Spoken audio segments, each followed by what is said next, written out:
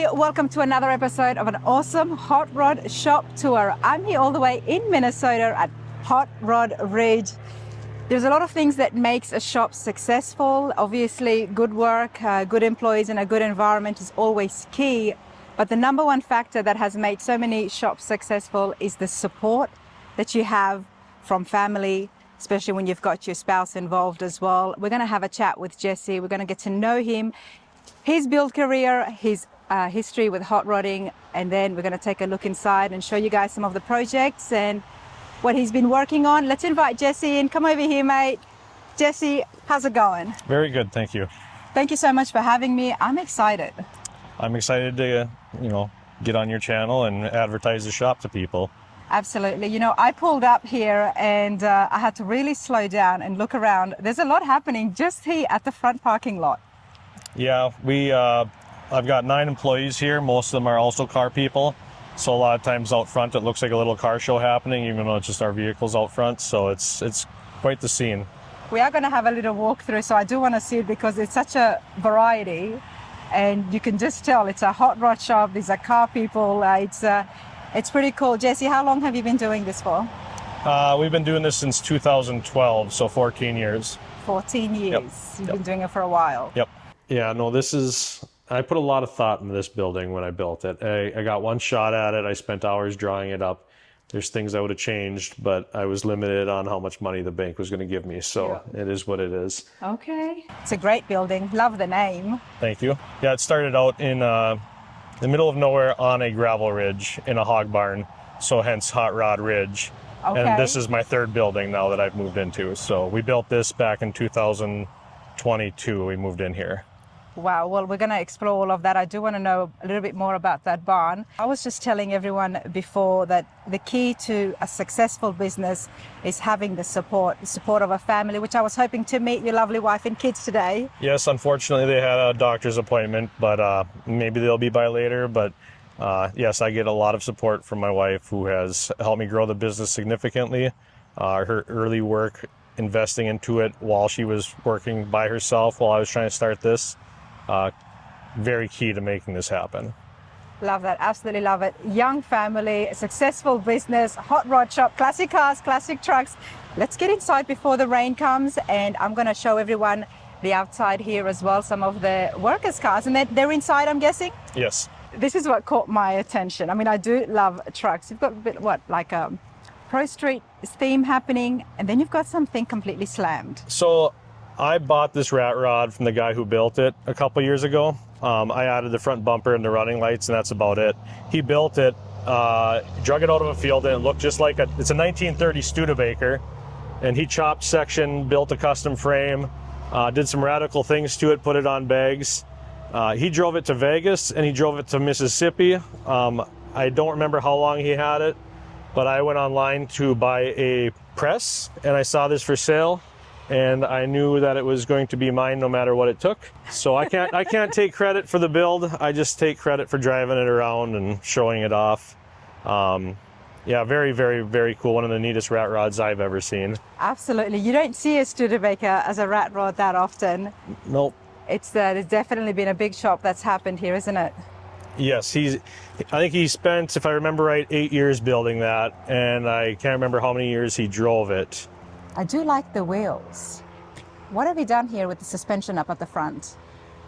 He's just got bags in there, so if I raise it up, the caster goes away out of the wheels and straightens out. Oh, it does? Okay, yep. The back right factor. Now it's slammed to the ground, but if I raise it up, it'll be about 3 or 4 inches off the ground, and I drive it everywhere. It goes, easily down the highway, 75 miles an hour. Definitely an eye catcher and gets a lot of attention from the locals. Nice. I am happy to see that you've got a Chevy N2 Fords. It's not just the Ford shop. It's not just the Chevy shop. No, I'm a Chevy guy, but I've got plenty of Ford guys in the shop, a couple Mopar guys. So that's my Studebaker. The S10 is a customer's vehicle that is pretty much done, just some last little fine tuning. We boxed the frame and made that into pretty much the Pro Street racer. It's got a 383 blueprint engine in there. If I remember right, it was 500 some horsepower. We put a Tremec in there, upgraded the suspension, Added the tonneau cover, the spoiler, added the exhaust, just little things here and there. I'm guessing he has a lot of fun in this. It'll be a wild ride. There's no doubt about that. Well, the Blueprint engines are good. Then you've got a Ford F100. This one is one of my employees. He started this, I think, back in college, and he put a Crown Vic front end on it. It's got a 302 in there. This is his daily driver. I just recently drove it out to Wyoming to visit a friend and drove it back, so he definitely uses it. You'd have to ask him more details on that one. Like I said, I'm a Chevy guy, so I turn a blind eye to this one. Fair enough, but hey, you gotta love the lift on this one. Yep, so this one is another customer's vehicle. Doing a little bit of carb work on it, waiting for some parts to come in. We did not do much of anything to this other than it was a 6-cylinder. And a few years ago, we put a Blueprint 302 in there. And I think that pretty much sums up what we've done to it. You know, little touch-ups here and there, but they bought it and they enjoy it. Right now, the carb's just doing little weird things that we need to fix. Nice. But I gotta say, your shop is pretty big. How big is it? The shop is, I believe, 8,400 square feet. Nice. It's a beautiful location, isn't it? Yeah, I got lucky. This was for sale. I bought it, and I think a few years later, everything in this area skyrocketed and got bought up, and there's nothing left. It's all about real estate, timing, but let's go inside and have a look at Hot Rod Ridge. And I'm definitely curious to learn more about that barn, where it all started, right? Yep. So Yeah. what started it for you, Jesse? Well, it's a funny story. I was not into cars until I was 15 years old. My dad and mom had bought a 93 Volkswagen Fox station wagon, and that was going to be the car I was destined to drive. It was ugly, and I didn't want to get caught dead in it. So my cousin told me I should fix a car. I told him I didn't know how to do that. We started looking at my uncle's property. He had some old cars sitting out there, and my uncle showed up, and if I remember right, he said he had a Mustang and a Camaro in the yard. I looked at those. I brought the Camaro home. My cousin gave it to me. I fixed on it, and I became pretty much obsessed with fixing on old cars. Prior to that, I liked restoring old boxes. Motorcycles I tinkered on, but cars didn't interest me until I was 15. And that 80 Camaro pretty much got me started. Got this 80 Camaro back home. We put some old scabbed wheels and tires on it, drug it behind a tow strap 5 miles down gravel back to my parents' house. I bought if I remember right, it was a 1976 Chevy square body with a V8. It ran and drove. I drove it home, pulled the motor out, put it in my Camaro, and got the Camaro somewhat drive-worthy. Drove it to school for a year. The following summer, I attempted my hands at body and paint, painted it, and thought it was gold. I sold it years later, tried to track it down. It has since been scrapped. Oh, So no. it will only remain as a memory now, but that's what got me started, was the thought of driving an ugly Volkswagen. that steered me in this direction. But what's fascinating is that you got into the 80 Camaro and you were able to work on it. And then you even got into body and paint. What helped you build those skills? So I would say I've always been somewhat of an artist or a crafty person. My skills back then were definitely nothing, they were just pure amateurish. My dad had some experience painting a little bit. He kind of told me some things. He helped me out. What ended up giving me a big leap was tinkering on stuff like that. So how does this work? I was in the military as a combat medic, and I got my college paid for. I grew up on the Canadian border. I was hoping to work as a customs agent up there.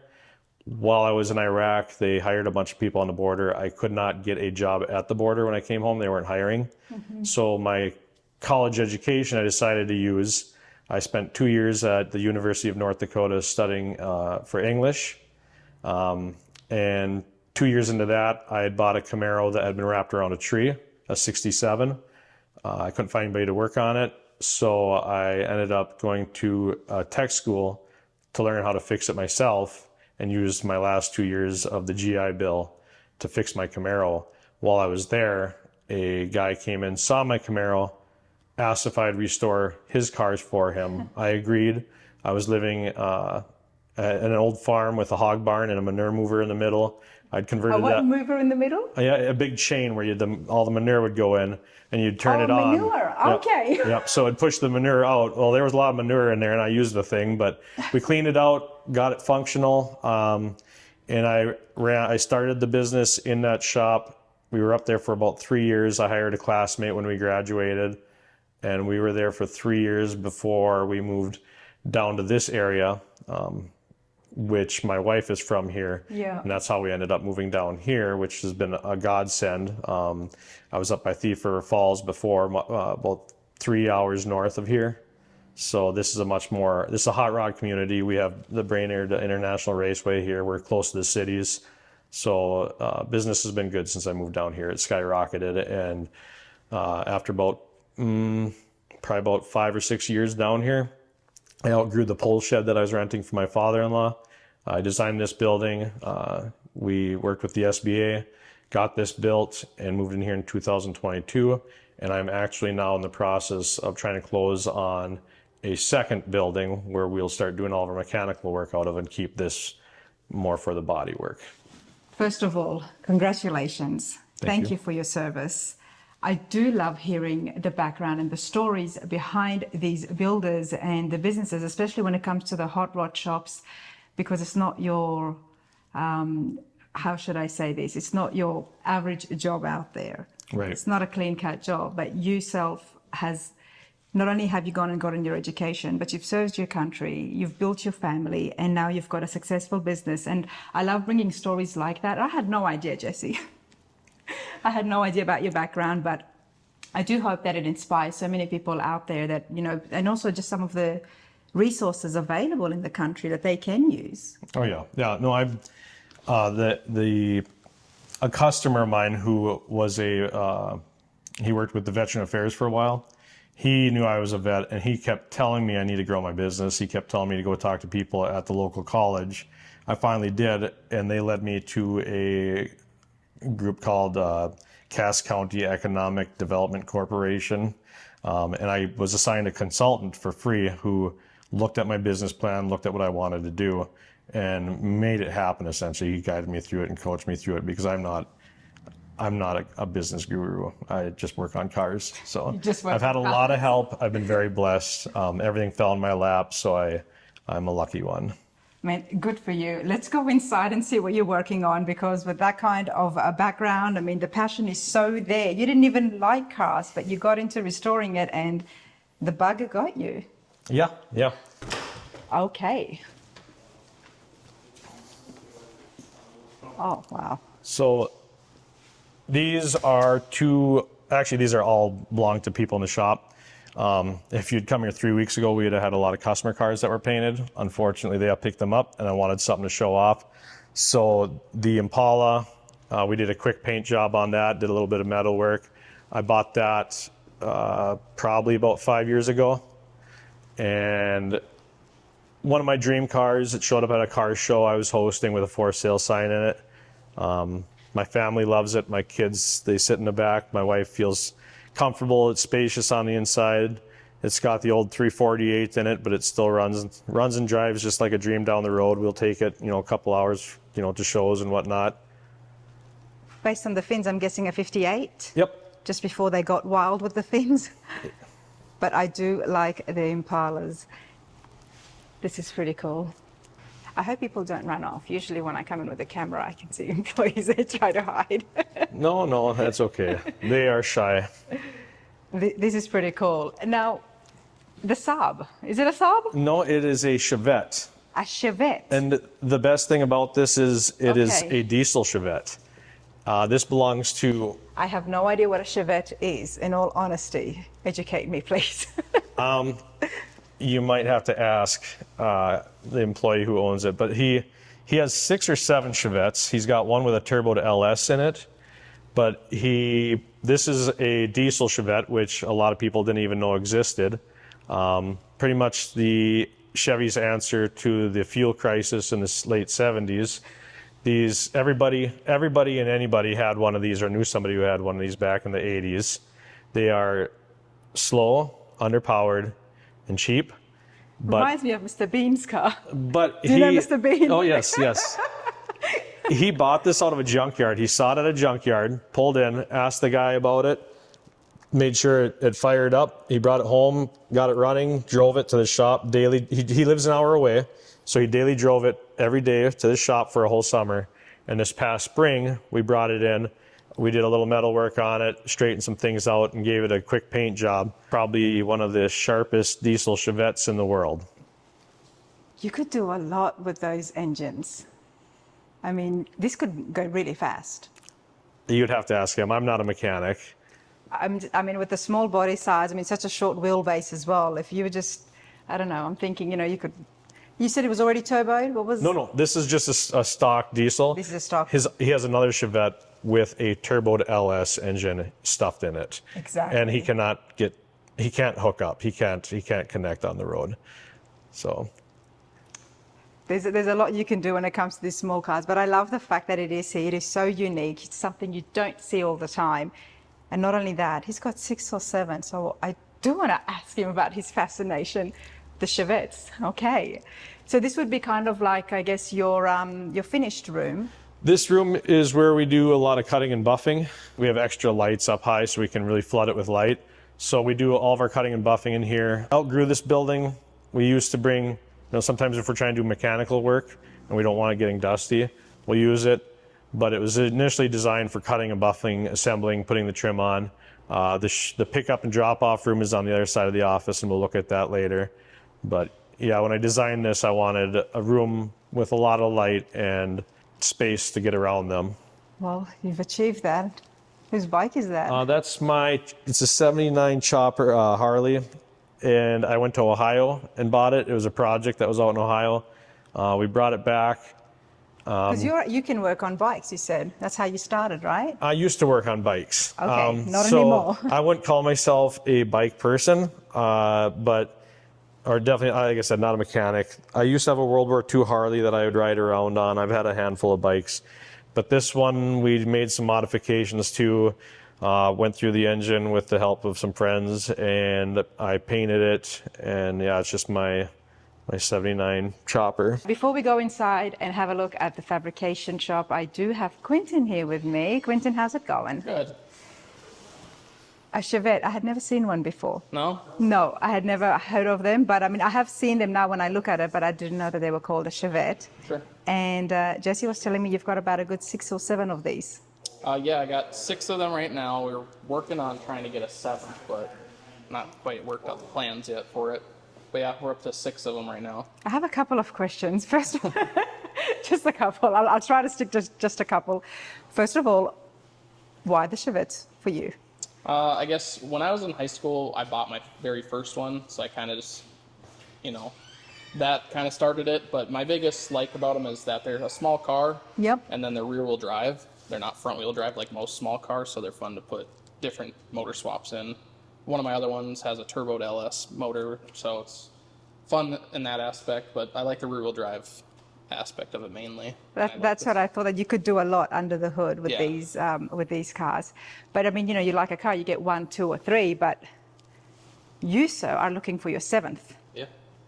We like them, my wife likes them, so it's a lot more fun when the wife appreciates them too, so. That's why you've got 7. I mean, it would not have happened otherwise. That's pretty cool. I mean, you don't see, I came and I was like, it looks like the Mr. Bean car. And then I thought to myself, like, no, that would fly. Pretty similar to like the Geminis. So yeah. Same, pretty much all the skin underneath is the same as the Gemini.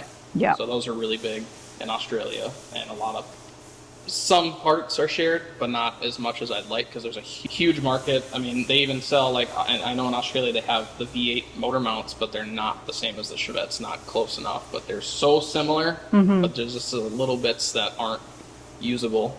And they became popular because of the Tiranas. Yep. The Holden Tiranas. And then if you couldn't afford the Holden Tiranas, then you'll get a Gemini. Yep. So, but again, short wheelbase. I didn't know that these were rear-wheel drives though. Yep. Quentin, what's your role here? I'm a mechanic. Mechanic? Yep. And how long have you been with Jesse? Be 4 years, I think, coming up here in October. So. Nice. Well, you're a good person to have around, because if you can play around with these kind of motors and put turbo and LS and supercharge it, and you do a lot with the classics. Yep. Well, I appreciate that. It is very unique, and I absolutely love meeting different people with different passions and different cars that we don't see every day. Yeah, thank you. All right, let's continue on. All right. Okay, Jesse, talk to me. How many projects you got going on? Yeah, I don't even know. It's usually between 15 and 19. I don't know how many we have in here right now offhand. But So we're in the body shop? yeah, this is the main shop. So we've got, I mean, I can just start in the corner or however you want to go about it. This is You've got a caddy. Yep, this is a 51 Ford. The owner's brother, I believe, had it for a number of years, and the owner decided he wanted to make it much more roadworthy. So he brought it here. That's the chassis for it you see behind you. Quentin boxed the chassis and upgraded suspension, and we put another Blueprint 302 in here with a automatic transmission. We did some metal fabricating and repair on the cab. One of the door hinges was completely rotted to where the door wasn't even hardly on there anymore. We replaced the floors. Right now it's getting ready to be sent off to be sandblasted on the bottom, the firewall, and the interior. The owner's hoping to kind of keep the crusty looking exterior on it. What's some of the metal work that you did here? So on this one, one of the guys replaced the cowl side over here, replaced the floor pans, patched the toe boards, and on the other side did the same thing except for patched the hinge area on the lower side. Oddly enough, it's not a rusty cab. It was just really rusty where it was rusty. So we got that fixed, and now it'll get blasted and cleaned up. It should look like a brand new vehicle on the inside when it's done, but on the outside it's going to look pretty much the way it looked when it drove in here. So Oh, they're going to keep it like that? yep, Okay, yep. nice. Give it a patina look. Behind that is I believe that's a 76 Chevy that belongs to one of my body guys. I let them kind of bring one at a time vehicles in here and tinker on them. He's been off and on this, but he boxed the frame on that and put skid plates on it. He put a roll cage in there, put this big iron bull bumper on the front. What's the plan for this? I don't know, just to make it look rough and rugged, I guess. All achieved. Yeah, he's going to put a winch on the front. You know, he's got 1-ton axles he put in there. So I love it. he's done quite a bit of work on it, and it's getting close. Love it. This is a 48 Chevy. This just came in this morning. The owner wants just a few little things, you know, seat belts extended, carpet, headliner, little paint accents put on there, maybe a few repairs, just a whole bunch of little touch-ups that he wants done throughout the whole thing. Was this a customer of yours or someone who just Nope. found the shop? Nope, found the shop. This is the first time he's been here. He just bought the truck, I think, a year ago.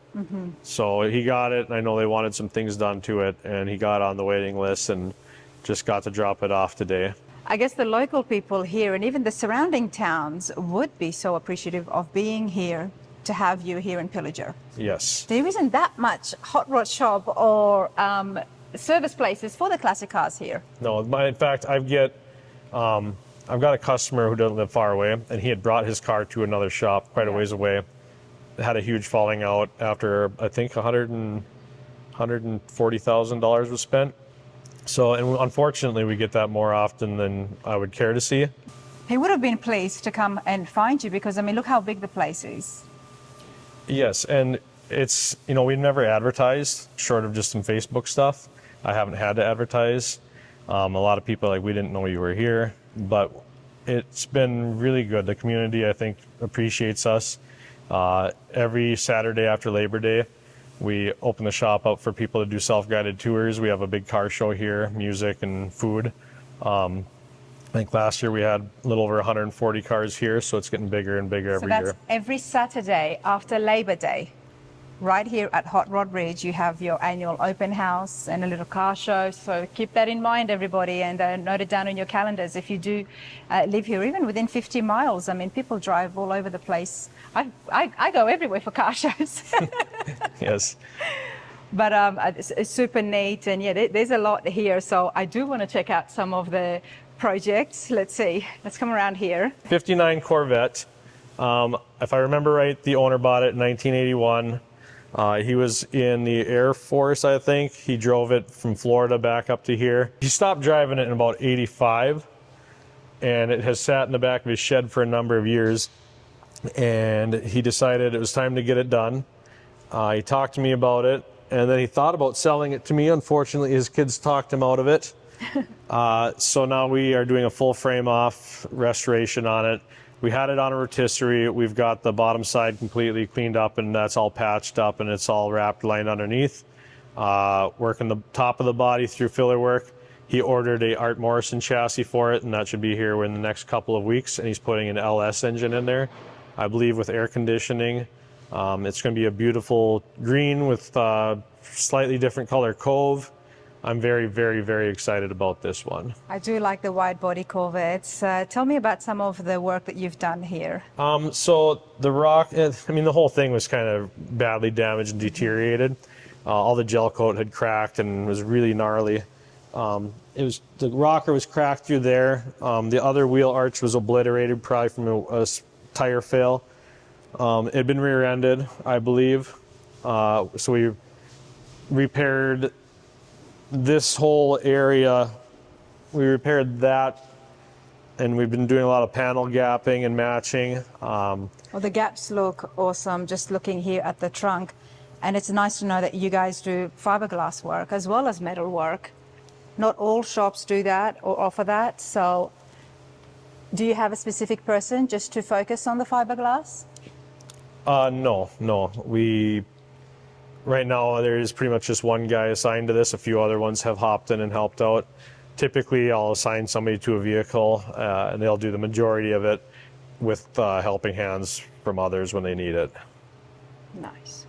Now, tell me about the truck. Is it an international? No, this No. is a 1938 Ford.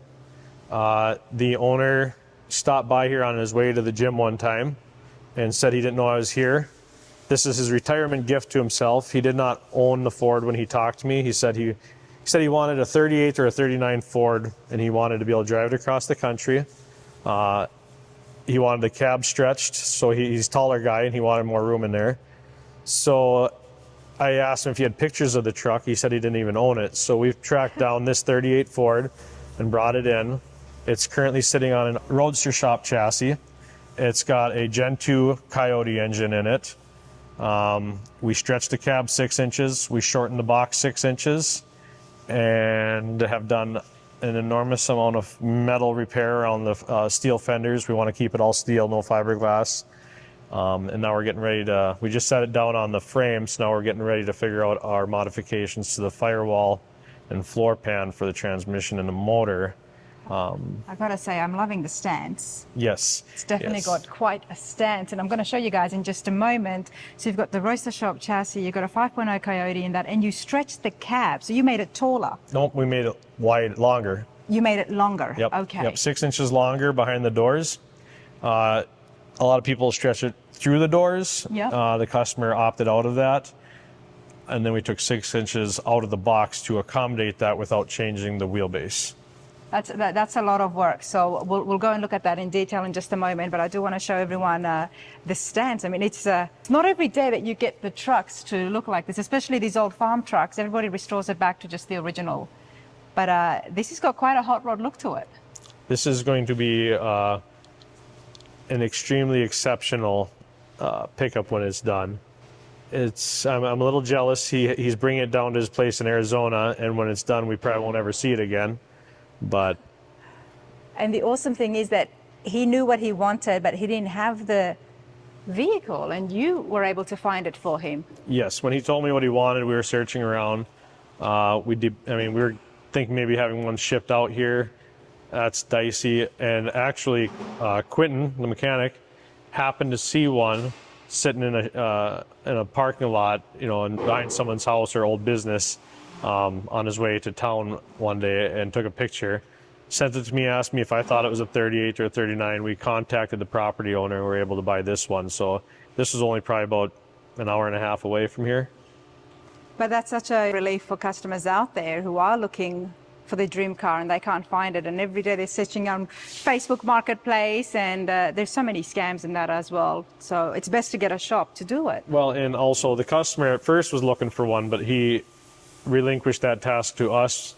He didn't know what he's looking for, because I told him I knew the scope of work he wanted to do.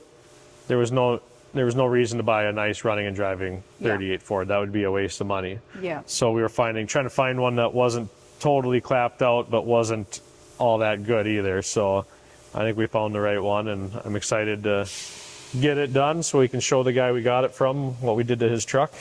Absolutely. I do like the Coyote engines, and of course you cannot go wrong with the Roadster Shop chassis.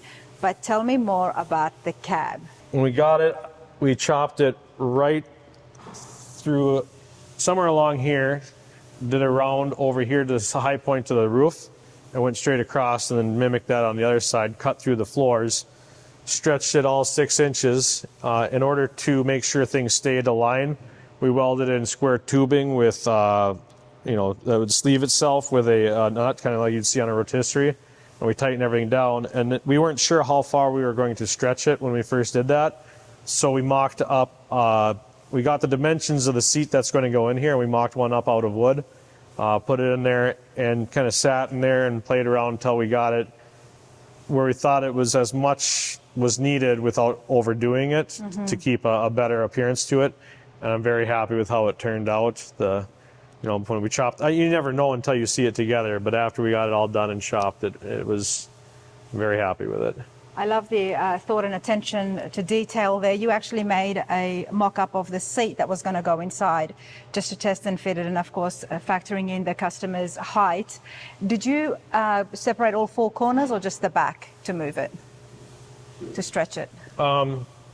It was 2 halves of the cab. We just 2 halves, right. okay. So we cut it right through the whole cab. So you had the back of the cab and the front of the cab. And then we were able to find a 38 door at an antique store, and we used actually real cheap. We cut the chunk out of there to use as a patch on the back here for the fill-in piece. That's why it's so seamless. You can't even tell. I won't open it, but I will have a look in here. Yeah, we upgraded the latches in there, so they're much nicer, and the doors open and close real nice.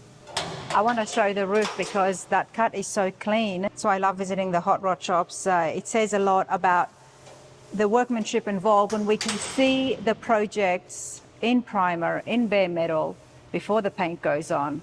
Because you never know what's under the paint, right? Right. Well, we get a lot of cars that come here for work that were purchased at auctions. And I'm sure there's good ones at auctions, but it seems like we only see the bad ones. Yes. So it's cheaper to buy them done, but I think the customers also understand that when they do it this way, there's warranty, they can be part of the process, it's verified, it's far more expensive, but you get to be a part of the process and you're not rolling the dice on what you're getting. I love the transparency here. Not all shops would be open just to have someone come into the body shop and have a look at all the work that's happening. So I do appreciate it, and I appreciate you, Jesse, for allowing me to come in here and to share with everybody at home what happens at Hot Rod Ridge, and to see some of the work. And I think the customers would appreciate it too. How do you keep your customers informed and updated on their projects? So with the invoices, I send invoices out twice a month, and each invoice will have a description of what was ordered and what happened to their project. I try to post updates on my Facebook page. I've gotten lackadaisical with that at times, but we try to post pictures, and everybody can go look at every album of every car that's come through here and see the start to finish on each one. Around here I have a very large community of cars that we've done. It's really fun. I'll go to the car shows and I'll see maybe 8-9 vehicles that we worked on, and then I'll watch the ones that we painted, get trophies. In the past 2 car shows that I've attended, there was four trophies at each one given to Hot Rod Ridge vehicles. So it's It's pretty impressive. I know I got one customer his first year with his Mustang. I think he hit 7 shows and he got 13 trophies. Wow. And he didn't lose that summer. And last I talked to him, he still hadn't lost a show. So, you know, it speaks. That's my favorite thing. Then they feel good about, you know, what they spent on their vehicles too. It's exactly validation. And it's the word of mouth, isn't it? Because obviously you're definitely you're pretty full in here. There's a lot of projects. Yes. We have a Work is going good. The word of mouth in the community has definitely helped. yes. So when they can actually see the cars, not just sitting there, but driving in and out of these shows, cruising around town. Yes, the shows are very good advertisements. That's for sure. This is a 1974 Camaro. We switched the front clip to a 73 Camaro split bumper. We rebuilt the frame. This one was at another shop, and most of the metal work was done, but there was a falling out between the customer and the owner, so it came here. We finished out the metal work. We did a lot of panel gapping. Obviously, we're in the paint process now. Hopefully, in the next couple of weeks, it'll be painted. He's got I believe it's a 427 LS that we're putting in here. He's got a 5-speed Trimic. So this is going to be a really, really, really nice Camaro when it's done. I'm very excited about it. I do want to ask you, you said that you got yourself involved with body and paint very early on. Some tips. Now, there was a lot of debate on Facebook. I mean, I watch a lot of reels when it comes to how many coats you need to put in, the steps and the grit level. Yes. Jesse, what's your 2 cents on your way of prepping the car for body and paint? So even amongst the shop, yeah, there is debate on what's better. And we'll go back and forth on that. And we've tried it, various ways adapting. And I'll be honest with you, there's more than one way to do it. Yes. And it will turn out just fine. I'm not going to say there's only one way or that my way is the right way. But typically what we've done is we strip them down to bare metal. If, this is a very dry environment, I have air conditioners in here, so we don't feel the need to epoxy the bare metal before we do our filler work. Even though on some of the vehicles that we know are going to take longer, we will epoxy the bare metal first. From there, we'll apply, the metal work's done, obviously. From there, we'll apply skim coats of fiberglass over the metalwork, short strand stuff. Then we skim coat the whole car with premium filler. Block that down. Might start with 36 grit, but we'll definitely finish it through 80 and even sometimes 180. Okay. Once that's all done, then we spray the car together with a high build polyester primer like feather fill. Mm-hmm. We block that down with sometimes 80. Usually start with 180. Sometimes we might go to 320, but I like to keep it around the 180. After that's done, we take the car apart, and then we prime all the pieces, all the parts separately, so we can wrap around the edges and get into the hard to reach spots with primer. And we use a high build, I don't know what primer we use, but yeah, and block that down with 220, maybe 320. We DA it with 320 or 400, and then it gets painted. From there, it gets sealer. However many coats of paint it needs. Follow it up with usually 4 coats of clear. 4 coats of clear, okay. Yep, we usually do 4 coats of clear, and that seems to be enough. We cut and buff everything thoroughly, so I want to make sure there's enough build on there that we can do that. So I guess after cutting and buffing, you're left with pretty much 3, or just under 3. Yeah, somewhere in there is the theory, and 5 is probably pushing your luck. I know that, some people say don't do more than 4. So. No, but I mean, I heap 6, and they just put it on, then they cut it off. And we have some cars out there. We did a Firebird that was a candy apple red, House of Color, and he wanted a 2-tone tri-coat stripe over the thing. So we sprayed that, put 4 coats of clear, sanded the whole thing down, applied our stripes over top of the sanded down clear, and then put another 3 to 4 coats over top of all of that. So you end up with, on some of the areas, maybe a total of 7 coats that have been sprayed on it, but we didn't do 7 coats all at once, because if you do that, you run risk of paint failure just because it needs to breathe and cure. Right. And then I do say, too, I tell my customers, after a year of it sitting there, bring it back if they want it, cut and buffed again. because everything will continue to shrink for that next year. So.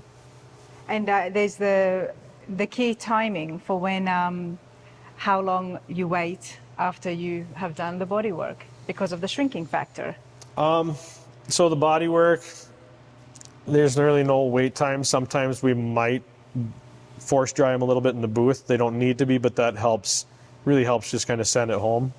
But yeah, I mean, I couldn't really say how long. Obviously, we don't spread mud and then prime it that Yes. day. That's not a thing. That's like a few weeks in between. We try to let everything shrink.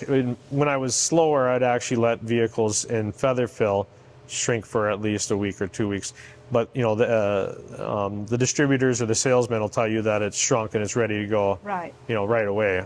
But I do like everything to cure a little bit. Even the clear coats, they get a lot harder to sand. But the clear coat, before we can even sand them, usually we let them sit for at least two to 3 days before we start messing with those. The reason I had to ask you is because so many of your finished cars have been well known for their paint. And I've got those awards as well for the paint jobs. So there's definitely a process to that, isn't it? Yes, and like I said, that's my process, but you know, we shift a little bit back and forth, and there's plenty of ways to skin a cat, as they say. Nice. Hey there. He can't hear you. He can't hear at all, no, can he? No, no. This is pretty cool. Before I move on, was there anything other metalwork that you had done on the Ford? Yeah. In the back, in the bed? Well, the bed, in fact, the front and the back Yep. of the fenders were all rotted away completely. Okay, let me just do it here so I can Okay. combine it. Yep. Okay, it's definitely a lot of work that has happened there by stretching the cab. But what about the bed? So the bed was chopped right here, and we took 6 inches out of this area and brought it back to accommodate the wheelbase on the truck. The fenders being steel, you can't buy aftermarket steel ones. So we had a couple sets we got from the fellow we bought this from, and we took the best parts, made one. But this whole area from here down has been refabricated. Same on the back. One of my body techs is really good with metal work, and he rebuilt all the lower parts of these all 4 fenders pretty much. Nice. And is it going to have a wood bed? Yes, it'll have a factory-looking wood bed with the chrome or stainless skid strips in there. And what does the customer plan to do once this is finished? I have no idea. He's going to take it to his place in Arizona and use it as his driver down there. A lot of work is happening. He should show it at some shows. You would hope so. Like I said, unfortunately, I kind of wish it was sticking around the area, but you know, it's not mine to say. Well, you'll have to tell him about the Grand F100 Nationals in Pigeon Forge. It will be received really well. Hopefully, there's a lot of stuff going on in Arizona, so hopefully he partakes in some of them and helps spread word down there. That's still pretty cool, man. When do you think it'll be finished? I'm hoping next summer. Next summer? Yep. Okay. Yep. That's what we're targeting.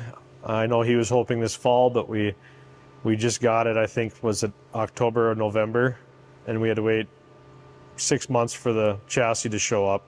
The chassis showed up maybe a month ago at most.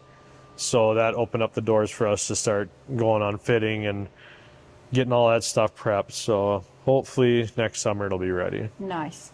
Body and paint happens, metal work happens, as well as mechanics. But what about the interior?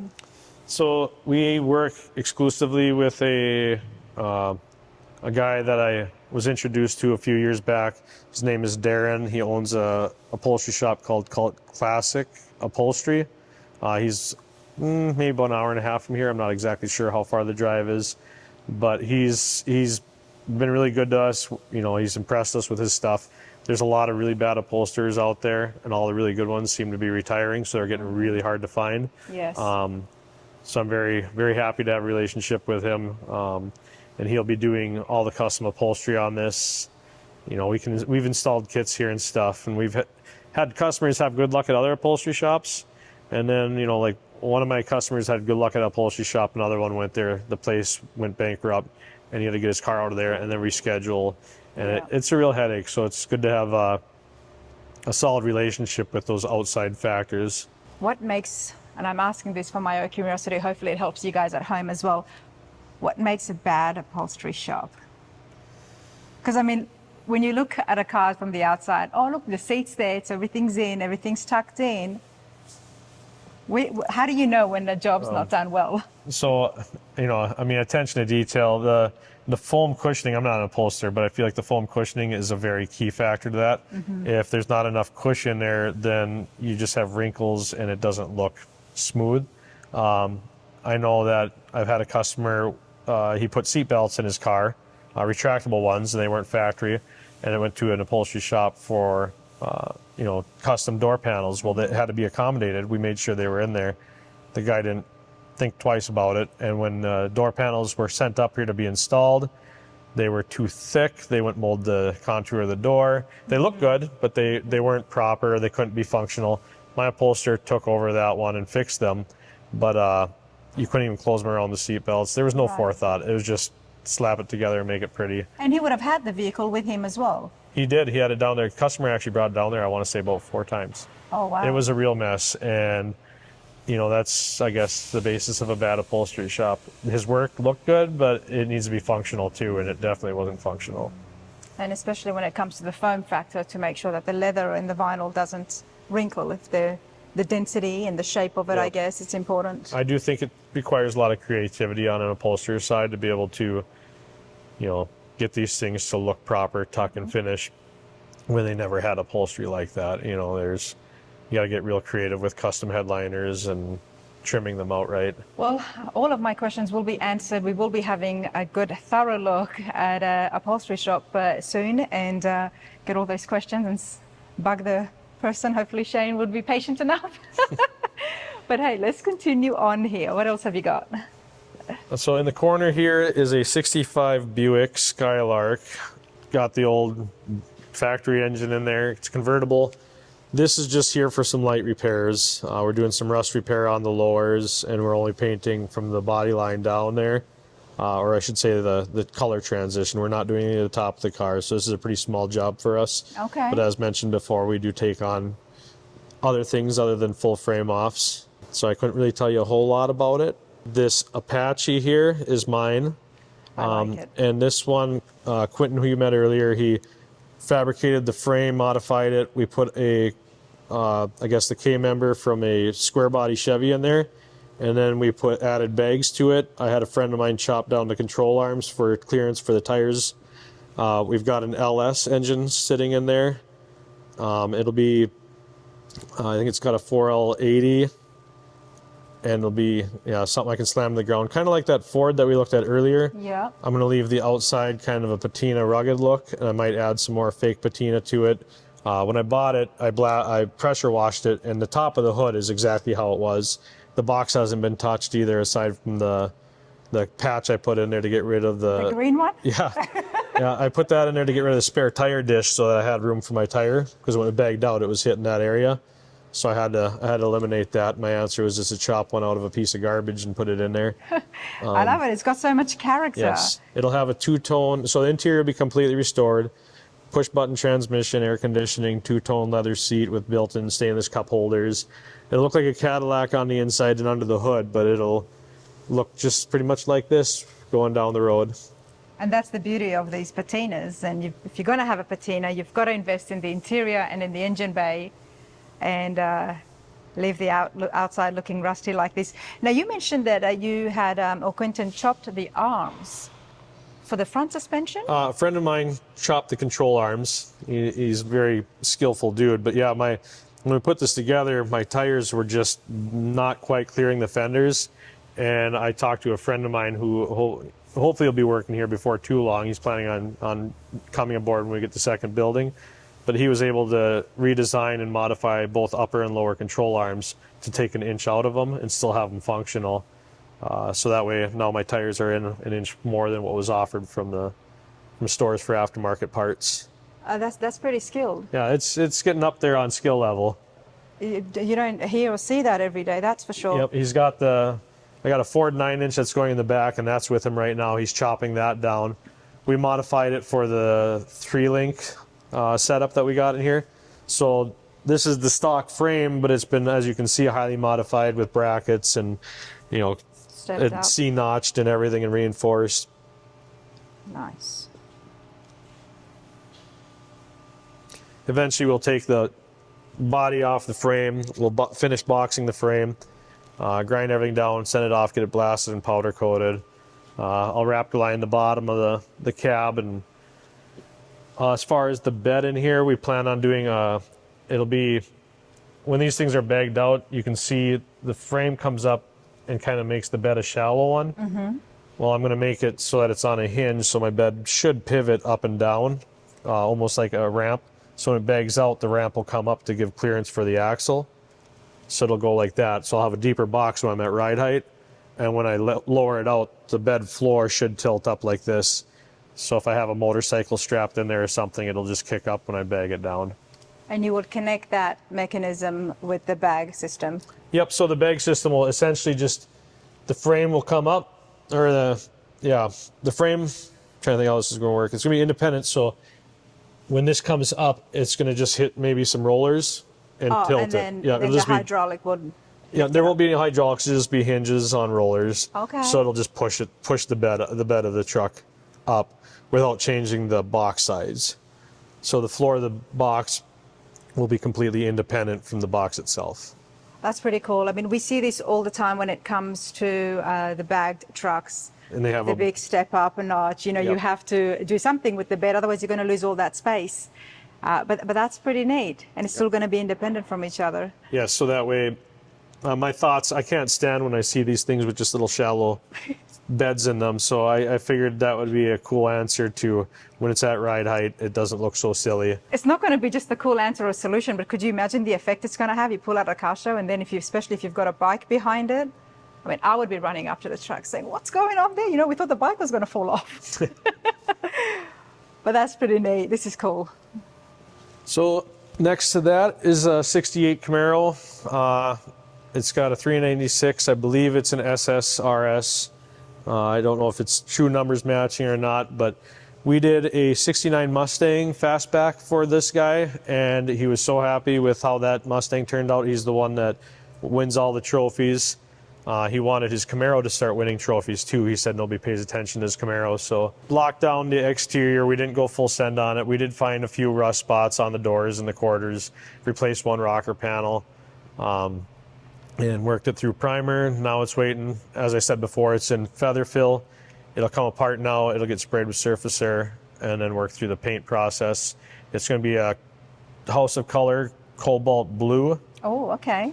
With the SS stripes on it. We're not sure if those are just going to be white or pearl or what we're going to do with the stripes yet, but this will be a very, very sharp car when it's done. We're going to paint the engine bay. It's cobalt blue as well. And nothing tells you more the fact that a shop is doing well than to have repeat customers. And we get a lot of them. So repeat clients. And I think that just speaks volumes when you've got a customer, finished projects, they're out there, they're enjoying it, they're driving it. You would be surprised how many shops do have problems with finished cars, and how many customers have got problems with finished cars from shops with actual mechanical and drivetrain issues because it hasn't been done right. Do your research, everybody, but this definitely is a lot telling, you know, to have customers come back and do multiple projects. And that Camaro is going to be pretty cool, so it's I do hope to see some of these cars finished at the shows. Yes, it's really, like I said, that's been my favorite part since I moved down here and actually got cars out, you know, starting to see them show up to car shows and win awards. And, you know, one was nominated for, I don't know what they call it, like the Minnesota Street Rod Association. Oh, the MSRAs? Yep. One was nominated for their Hot Rod of the Year, Custom of the Year. Nice. So that even being nominated for that's a pretty big honor for him. There's a lot of cars for that show. That would be, absolutely. Yeah, we've been very, very, very lucky to have good customers who are willing to work with us, and, you know, bring their car, trust us with their cars, and when you start out in a hog barn and somebody brings a car to a hog barn, they don't know what they're getting looking at a 25-year-old kid who wants to work on their car. But, now 14 years later, I feel more established and recognized. So that's been very, very nice for us. For people out there who are looking at starting up a hot rodding business and getting into this, you started very, very young. You started in a barn, and now here you are with a big shop, multiple projects. What's a few words you can say? I don't even know. I was just, like I said, I consider myself blessed that it all worked out the way it did, because there was, I bet you for 5 years, it was just a giant struggle. And even moving from my first shop down to here was a huge setback. But with the support of my wife and the willingness of my employees to work with me when things weren't so great, the help from them, I consider each one of my employees good friends at this point.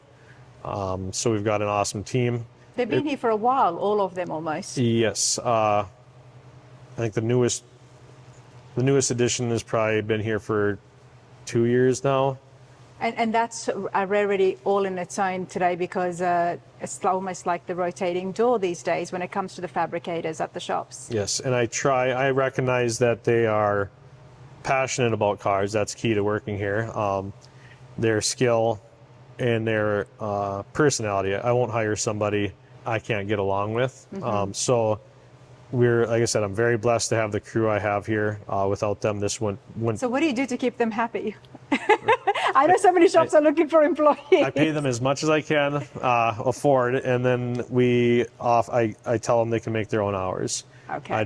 If they let me know when they want to show up in the morning, when they want to leave, as long as I'm aware of that, they can stay as late as they want. They can come as early as they want. I have some guys show up at 6 and leave at about 3. I have other guys show up at 9:30, leave at 4. I'm very flexible. I understand that life isn't just supposed to be about work. I let them use the shop after hours on their own projects. Nice. So I hope those all piled together, Without a doubt it would. Yep. Micromanagement never served anybody well. No. So their freedom to, and all I ask of them is they ask questions. If they're not sure about something, they check with me. Like I said, it's a level of trust, and once you get that, you don't want to lose it. So absolutely. So the Mustang here is a 68, if I remember right. He's owned this since 1971, I believe. Oh, wow. He went to school for auto body, and he brought it into auto body. And when they started working on it, he realized it had been either rolled over or broadsided. The roof was damaged. Structural damage. That body shop actually had a fire and burnt down. He sent it to an insurance shop who kind of fixed it. He enjoyed it for a few years. I think one of his friends kind of gave it a once-over at one point. And in 1991, it got parked. And that was it? That was the end of it. We brought it in and found all the nasty. We replaced 3 out of the 4 frame rails on here. The wheel tubs are replaced. The quarter panels are replaced. The rear valance is replaced. Trunk lid is replaced. The catwalk is replaced. The roof skin is replaced. Okay, what's original? Maybe the A-pillars. Yeah. Wow, okay. There's really not a lot left on the car. I think even the package tray, if I remember right on this one, was patched and replaced. It was a real basket case, and he was aware of that. But when people told me he's crazy, he said, this is the only Mustang I've owned since 1971. So he knows what he wants. So we got done with the metal work. We epoxied and wrapped lined the floors. Finished piecing it together. It's in the very, very tail end of gapping and body work.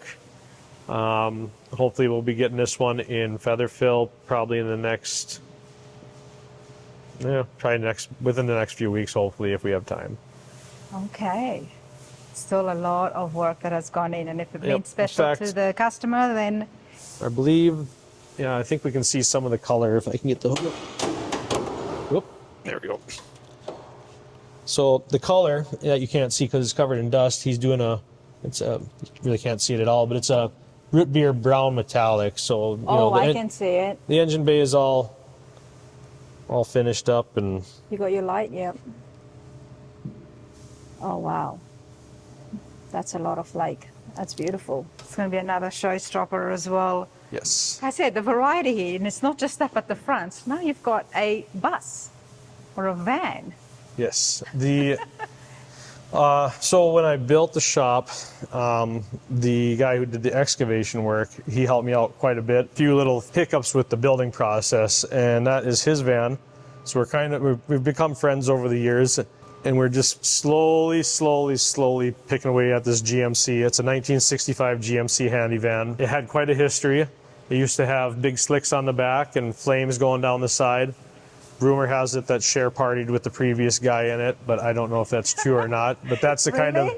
that's the kind of person who owned it prior. Okay. So we did a lot of metal work on this one. There's still a lot of straightening to go. Kind of a back burner project so like I said, kind of for a friend. It's been here for a while. It'll be here for a while yet longer. Is there any car that you have not dabbled in? Any make or? No. So we've done a few European cars. We did a 59 Austin Healey Sprite. We did a 69 Porsche Targa 911. Really rare car. Both of those were full frame offs. In fact, the Sprite, we put a bigger engine in. We put a Ford transmission in there, put disc brakes in it, put fuel injection in it, and supercharged it. That really tested everybody's level of patience. The kit that we bought that was offered as a kit was hardly a kit, and the person who sold it stopped answering phone calls after a while. So a lot of research went into finishing that one out. We've worked on British MGs, Volkswagens, the Beetles. We've worked on pretty much everything. Pretty much everything. Yep. Yep. Model A's, Model T's. Yep. It's really good to know, and there's so much handwork that's happening. I mean, I'm looking around here. This is obviously not the machine shop or the metal shop, but it's a lot of handwork. It's all handwork. It's all handwork, Yep. hand fabrication, not too much CNC and 3D printing. Yep, they don't make patch panels for this van, so every bit of rust on it was hand forged here. Like I said, patching the lower fenders on that truck and doing all that was all, rolled and stamped out or hammered. That's not often these days, and it's a rarity, and a lot of people who do appreciate these cars like it to be hand fabricated. Well, it might be a little slower, but it might be more work. You have more control over the finish. Even when we're putting them together, we don't use mechanics will use the impacts and stuff, but body-wise, it's always, start out with a 1/4 inch ratchet and then go to the 1/2 inch when it needs to be actually tightened. Wow. And just go slow. It's pretty impressive what the guys can do. I mean, most of them have exceeded my skill set because I've stepped back as a management and an owner. But what they can do, it kind of starting to blow my mind on what they're able to do in this place, and that's why I appreciate having them here and count on them a lot. That is pretty cool. And then you've got your paint booth. GFS is a pretty highly recognized company that's a downdraft. It's got the forced bake cycle on there, so we can bake cars. When I built this building, I splurged on that paint booth, and what a difference that made from our previous paint booth was, a downdraft, but it was handmade. We kind of did our own ducting and whatnot. This one moves a lot more air. It blows my mind. When we're painting, it smells worse outside than it does inside of the paint booth. So there's really up the level on the paint side of things, and always trying to figure out how to get cleaner paint jobs, how to lay paint better. Usually when we paint these cars, we have 2 people paint them at the same time, 1 on each side of the car. Meanwhile, the other guys paint most of them. I do have 3 other guys, I think it's 3 more guys who can paint and do paint some of the non-metallics, or they'll spray the jams or do stuff like that. Always trying to play around with the guns and figure out what can just get it just a hair nicer, a little nicer, and it's been pretty cool watching that evolve over the years. And I like the fact that a lot of your workers here, they're able to move around. Yes, to the versatile. They have to be able to do more than one thing. My mechanic, Quentin, you met earlier, he's really good at metal fabricating, welding. He can TIG weld, exhaust. He's really, really good at that stuff. I have another mechanic here who can also do body work, and he does most of the wiring. He can figure out wiring, sound systems. He's really good at all of that. All the body guys know how to weld. All the body guys know how to paint. All the body guys know all of it. It's just figuring out who's best at what step. Yeah. And then whoever's best at that step usually does the finalizing. Do you think that helps having that? Because then at least this way you're not reliant on just one person. Because so many shops have got just the one body guy who specializes in this and one, two, three fabricators. But I think it's quite smart. It helps. So the good thing about it is you're taking the best of each scenario. Things move along quicker, and then people, double check it, get it right. The hardest part about that is it's typically you have too many chefs in the kitchen, and it's easier to overlook something. If it's one guy meticulously going across a car, maybe he stopped and didn't quite finish a door one day. Yeah. If he was, if somebody else stepped in, they might miss what he didn't finish. So we do thorough checks and have processes to make sure everything's done before it goes to the next process. But we use each next step as almost a verification check off on the previous step. Because the person who's now got it have got a similar lens to the person who did the job, so they're able to have a look and assess, and if there's anything missing, because we're all human. Yep. I mean that's pretty smart. At least I think it is. Yep. There's a lot that can get overlooked, especially just the little tiny filler things. That's where a lot of the hiccups run into, or maybe a weld that wasn't ground down on the backside before. So like, even blowing them off, masking them off. Oh, look, well, you roll it out, you fix things. Yeah. So we're pretty good about catching, and nobody, I hope nobody's getting upset when we call them out. If somebody else say, hey, you missed this. Well, we all miss stuff. So having everybody checking it over has helped a lot. I appreciate you sharing that. And the reason that I ask is because, welders are in such big demand now. And so many shops are always looking for workers and fabricators, but there are some things that I guess as business owners you can do to keep people in, because if you had just a fabricator and he wasn't able to paint and you had any paint jobs coming in, then he doesn't get any shifts. Oh, trust me, the mechanics. That has happened.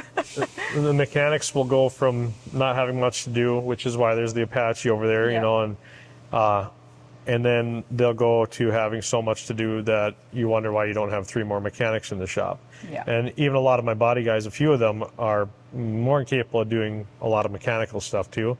Even though they're body guys, they can help out with engine swaps, help out with brakes, help out with all of that stuff. So like I said, everybody here is really, really a unique person to have here, and I'm glad they're all here.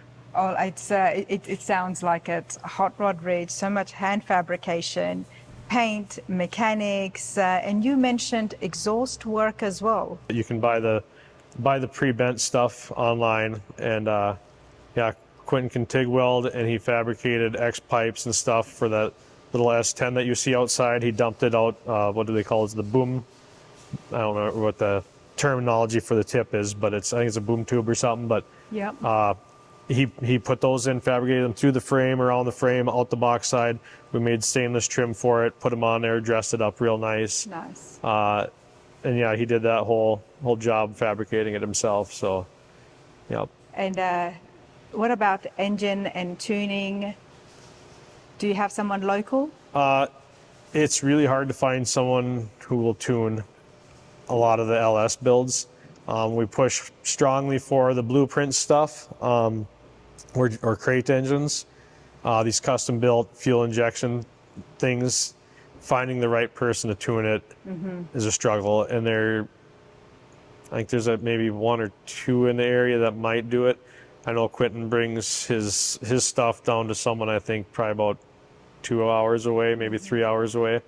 But my friend who's going to college in Ohio for tuning race performance stuff, he used to work here as a mechanic, and I'm really hoping next year he comes back here because he'll be able to do all the tuning, and he used to do all the carb tuning. Right now we call a good friend of mine who lives not far away, who grew up with this stuff, and he knows how to tune carbs real well. So that's one of those gray areas we're still trying to... So you've still got plans to expand even more in the future? Yes. We want to get into more custom framework, more tuning, more building, more the performance side of it, where grow the mechanical side instead of just putting them together and painting them. It'd be neat to get into some of the speed shop stuff. Okay. Yep. it's constantly growing. It's and the fact that you're still not settled here, you know, things are going great, but you're still looking, okay, engine, performance, tuning in the future as well. Yep. Love it, love it. Okay. Hey there, how's it going? Not too bad. So, I'm not too bad. I'm Rana. I'm Ray. Ray, nice to meet you. Nice to meet you too. What's your role here, Ray? A little bit of everything. I'm metal guy, paint guy, probably more paint than anything, but we all kind of take turns. So. You enjoy the flexible hours? I'm guessing you just started today, right now? No, Oh. I've been here for a while, but we've been kind of respecting the video process. Is that what's happening? I thought everybody was hiding. Now, there's 9 employees here. There's not, There's 9. they're hiding. Pretty much, yeah. They really are hiding because we're walking around and where's all the 9 people? Well, it's I usually feel like they're a lot hiding behind doors. this, so.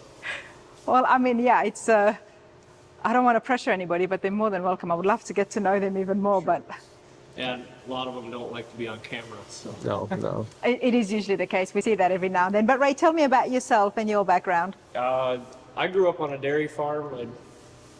That's kind of how I got into cars. His dad had a 73 Nova in what we called the shop north shed or whatever. It was always covered in dust and was parked for 20, 30 years before I got into junior year of high school. And I had asked Dad if I could take it to prom. And he's like, if you get it running and driving, you can. So then I got it running and driving. I got to take it In junior high? in junior high. Okay, wow. Junior year of high school, yep. Wow, okay. So, and I've always been into cars. Starts with 97 cents in Walmart, so they only get more expensive from there. What do you drive today? What's your dream car, I guess? Dream car, I got a bunch of them. Big one would be a 56 Continental. Big 2-door. He's got the I got unibody. the 63 F100 out front, so Oh, that's a nice one. thank you. That's a nice one. I bought that one in between junior year and senior year of school, Okay. high school, and for $750 I bought it, and then got it running and driving. And it was an inline 6 with a 3-speed, and I was like, that's not good enough, not fast enough. So I ended up taking it to college, did a little bit of metal work because I went to school in Ridgewater down in Wilmer. Nice. So I did a bunch of rust repair in it. Didn't finish it all, but then I brought it home to the farm. Ended up wanting to do a Crown Vic swap. Did the front cradle swap, and then threw a EFI 5.0 out of a 90 Lincoln Town Car, an automatic in it. And then got it running on that. Never did run quite right, so I ended up just carb swapping it. And then just last year I put a 5-speed out of a 90s F-150 in it. So I mean, what does your dad say these days? I mean, he's one comment to you that pushed you when you were so young. he just never really steered me away from it. I don't know if he just didn't want us on the farm or what. Dairy farming's hard work, so he knew that we wanted to chase our own visions and dreams, so he didn't. But I mean, he must be happy now. Yeah. We're seeing Yeah. how involved you are. Yep. So Oh, that's pretty cool. That's pretty cool. But now this is a great place. And how long have you been here with Jesse? since January 2020. Okay. I took a short break in the summer of 24, and I went out doing some ranch Almost hand 6 work out years, in eh? Montana, but Yeah. when I had to come back because I missed it too much. So There you go. There you go. nice to Well, it was meet so you. nice to meet you, right? All right, Jesse. Where are we going now? So this is my pickup and drop off room. It's tied to the office, and there's a bathroom in here, so that way when customers stop by, they don't have to interrupt the workflow happening in the shop. This 32 Ford was just dropped off earlier this week. The owner, I believe, said he's owned 60 of these. His body guy recently retired, so he's giving us a shot at it. But yes, this runs and drives. It's got I believe he's building it out of 63 and older parts. So the engine is a 63 Buick nailhead.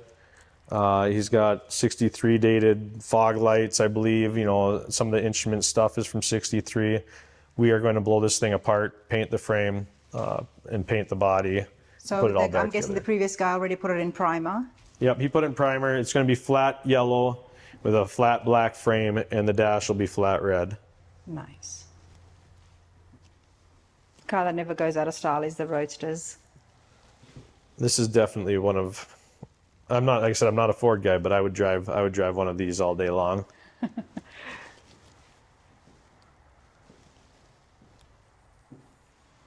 And it's also good to know that it's not just full restorations. You do body and paint and service and maintenance as well. Yes, yes. So obviously we like the full restorations, but it is nice to have things that are a little quicker turnaround. So we do a lot of mechanical stuff here and there as we do engine swaps. We'll put air conditioning systems in, transmission swaps, insurance work on old cars. So we get, you know, a handful of those where I write estimates for those and get them in. So we kind of do anything and everything related to old cars. Nice. Yep. And then here is a 69 Charger RT. This was drug out of a swamp, and from what I understand, it was extremely, extremely rough. The owner had brought it to a guy to do the metal work. I think they had a little bit of a falling out. It came here, we finished off the metal work, and then we did all the body work, paint job, assembly.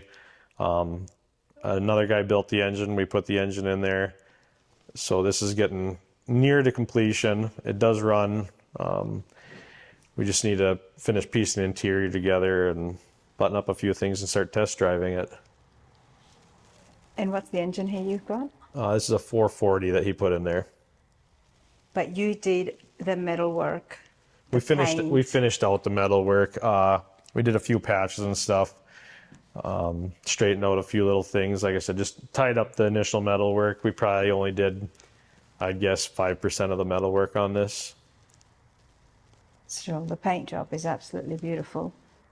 Oh, this is pretty cool. How long would a paint job, including body work, take you for a car?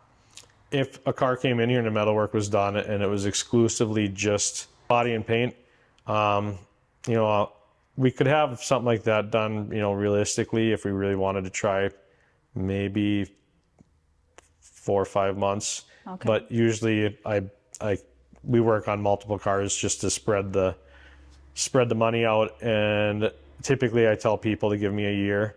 Full frame offs are usually, you know, a little over 2 years, depending on how the customer wants to orchestrate it with, you know, upholstery shops and whatnot. We've had some vehicles, you know, expand the 3-year mark, but really a lot of that was just waiting on other entities. But yeah, it would take, you know, depending on the scope of the job, it usually takes at least 2 years to do a frame off restoration. A full frame off restoration. Okay. All right, so we've ended back here inside the office, and I do want to ask something before I leave. Jesse, tell me about the Camaro in the rendering here. I can't help but absolutely love the color. That was an idea that I had when I first started. I have a 69 Camaro. I was trying to figure out how to make it stand out from other first-gen Camaros, as they're a popular car, and so many of them just have the typical racing stripes. I conceived that idea of using the Baldwin Motion with a vinyl top and changing the color to like a candy pink magenta. I threw anything muscle car that I could think of at it, side pipes, blacked out rear end, you know, tack in the hood, the works. And that was my plan, or my motivation to do with my Camaro, so that I could get recognition at car shows. Since then, the customer cars have been doing all the recognition for me, so this might happen someday, but it's certainly not as much in the forefront as it was when I first started dreaming about it. Usually the personal projects always go to a back burner somewhere in the shop, but I do love the rendering, and this is in your mind, something that you do want to do. Yeah, I hope it really does come to fruition. I mean, with the side pipes, and you've got like almost like a Daytona look happening in the back with the spoiler. I had a guy build me a model that's over there of this car. And I also had another guy do a drawing, an artist do a drawing of it. So I've got 3 different. In fact, the guy that did this actually made an AI one to make it look even more real and sent that to me the other day. So I've got probably 4 different versions of this car other than the actual car. So someday. I think in 5 years' time, within the next 5 Yeah. years, let's see this at one of the big shows. I'm hoping father-son project will give me the motivation that I need to get on Nice. it. Yep. So Nice. And your son, what's his name? Ryder. Ryder. How old is Ryder? He'll be 9 in 2 days. He'll be 9 in 2 days. Yep. This will be absolutely perfect. Do you have just the one boy? Yep. I have Ryder and then his older sister Emma, who just turned 10 in April. She is not as much into the cars as he is. Yeah. But they hang out here a lot, and they like riding around in the cars. They like being part of this, so it's a lot of fun. Well, the fact that your son is under 10 and he loves cars, he loves coming to the shop and hanging out with you. Yes, hanging out. We've come here a few times in the evening just to teach him names of tools and how they work. I've showed him how Spitzenagels work and how filler works. And I don't even know what that is. What's the first thing you said? the Spitzenagel. It's Yes. a nail gun. They weld the nail onto the dent and then you pull the dent out. Oh, yes, I've Yep. used that. Okay. Yep. That's So, what it's called. Yeah, it's I'm not sure where Spitzenagel came from, but it's a German something nail. I don't know exactly, but Yeah, I know exactly. Use the gun to weld in your pin, and then you got to like pow, Yep, pow, yep. and pull it out. I used it for my fender. So I love the fact that you're bringing him here and inside the shop so he can get acquainted with the tools and familiarize himself with everything that's happening here. That's pretty cool. yeah, no, it's been a lot of fun. He looks forward to it. We were trying to make it a weekly thing on Thursdays, and whenever there's time on a Thursday night, me and him will come here and do that. So. Well, I look forward in the next 5 years for the Magenta 69 Camaro / custom muscle car. That would be cool. We'll see. It would be cool. Now, this is a phenomenal work that you are doing here. There's a lot of projects, a lot of happy customers, a lot of repeat customers. Your workers, the whole team, even though they're shy, but when I had the camera off, we did see them. So everyone's very happy. And that's why the work has been turning around so well and people have been so pleased with the shop. I hope that's the reasons. We'll keep working that process. So. Yep, absolutely. Well, I hope you all enjoyed that. Jesse, thank you so much. Thank you. Appreciate it.